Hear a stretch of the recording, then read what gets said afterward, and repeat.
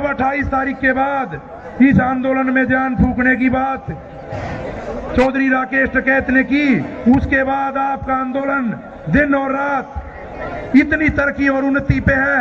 आप लोगों ने ये जो आंदोलन रूपी पौधा लगाया था, इसमें आपने पानी डाला, बड़ा किया और फल भी लगे और फल भी आज बिल्कुल तैयार है।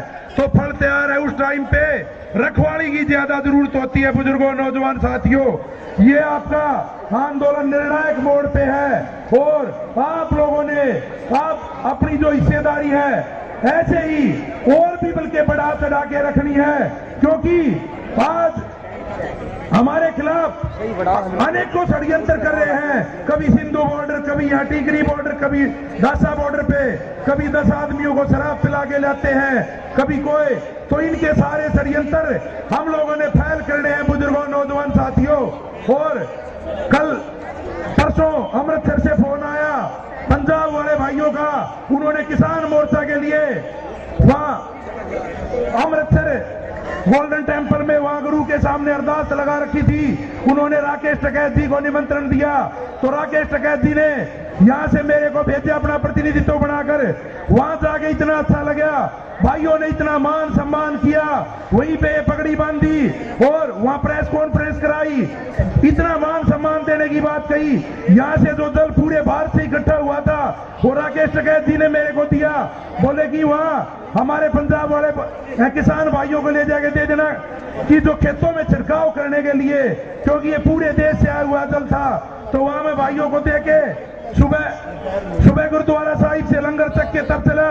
भाइयों ने इतना मान सम्मान किया, तो मैंने भी भाइयों को ये विश्वास और भरोसा दिलाया कि भाइयों वहां आपको कोई भी तकलीफ नहीं आने देंगे, बढ़ चढ़कर आप लोगों के आगे गलीचे की तरह बिछ जाएंगे। और ये भी मैं आप लोगों को बताना चाहता हूं, ये वो धरती है जब अब्दाली से इतना क्रूर शासक होता था, पूरी दुनिया में उसने आतंक मचा रखा था, जहां भी जाता था लूट मार। उसका पहला काम था अपने सहयोगी राजाओं के साथ मिलकर, जब वो पानीपत की तीसरी लड़ाई लड़ने के लिए आया और उसने ही पूछा यहाँ सबसे मजबूत आदमी कहाँ है, तो उसको बताया गया कि ये रोहतक की धरती बहुत मजबूत है, यहाँ बच के रहना। तो उन्होंने अपने सहयोगी राजाओं की मीटिंग ली और उनको बताया कि भाई इस रोहतक की धरती को छोड़ के और कहीं घुस जाना।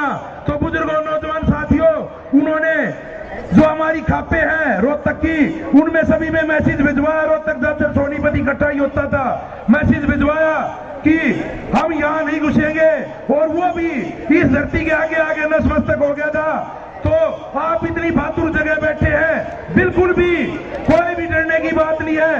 आपके भाई आपका सहयोग और साथ और आपकी सेवा पानी में कोई भी कमी नहीं आने देंगे। तो एक चुटकुले के माध्यम से मैं और एक बात और बताना चाहता हूं। एक व्यापारी बनिए को भैंस दिला लिया हमारे भाई को, तो वो भैंस बाखड़ी का काटड़ू लगा रखा था, तो भैंस का नीचे काटड़ू छोटा और भैंस कूद गया, भैंस के नीचे काटड़ू छोटा फिर कूद गई। तो वो तो शरारत हो रही थी लाला जी के साथ, तो फिर लाला जी भैंस के मारने लगे। तो आगे बाहर से बोले, अरे भाई लाला जी भैंस का क्यों मारे है, बेजुबान है, पशु है। तो लाला जी कहने लगे और ज्यादा मारने लगे। तो बोला भाई क्यों मारे है, बोला जब इसने दूध नहीं देना था तो सुथरी ब्याह होती क्यों। तो भाई प्रधानमंत्री ने आप लोगों को काम नहीं करने थे तो प्रधानमंत्री ये क्यों बने था। अब मैं अपनी वाणी को विराम देते हुए आप लोगों से नारे लगवाना चाहूंगा। नारों की आवाज इतनी तेज होनी चाहिए कि हमारे संसद में बैठे सभी नेताओं के कानों में पड़े। सर छोटूराव, सर छोटूराव, सर छोटूराव, महाराजा रणजीत, महाराजा रणजीत, महाराजा रणजीत, किसान एकता, किसान एकता, हरियाणा पंजाब भाईचारा, हरियाणा पंजाब भाईचारा।